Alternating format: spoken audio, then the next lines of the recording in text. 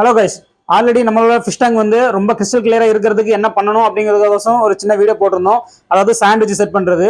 இன்னைக்கு அந்த சாண்டை எப்படி கிளீன் பண்றது அப்படிங்கிறத இப்போ நான் அந்த வீடியோ உங்களுக்கு காட்ட போறேன். இப்போ ஃபிஷ் டேங்க்ல வந்து நார்மலாவே நம்ம வாட்டர் சேஞ்ச் பண்றதுக்கு சைஃபன் தான் யூஸ் பண்ணுவோம். ஸோ இது வந்து சைஃபன்ல வந்து ஒரு வாட்டர் பாட்டில் ஆல்ட்ரேஷன் பண்ணிருப்போம். ஸோ இதே செட்டப்ல உங்களுக்கு வேணும் அப்படின்னா ஸ்கிரீன்ல தர நம்பருக்கு வாட்ஸ்அப் பண்ணி ஆர்டர் பிளேஸ் பண்ணிக்கலாம். ஸோ இந்த சைஃபன் வச்சு எப்படி அதை சாண்ட்ல இருந்து நம்ம தனியாக அந்த டஸ்ட் எல்லாம் பிரிக்கிறோங்கிறத நான் இப்போ உங்களுக்கு லைவாவே காட்டுறேன்.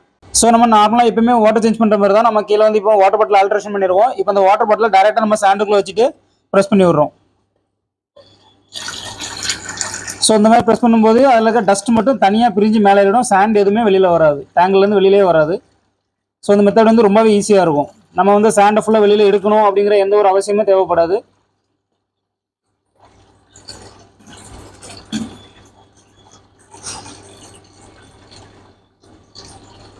ஸோ இப்போ இந்த டேங்க்லேருந்து நம்ம ஒரு பக்கெட் தண்ணி இறக்கிருக்கோம். வேஸ்ட் வாட்டர் ஃபுல்லாகவே எல்லாமே டஸ்ட் மட்டும் தான்.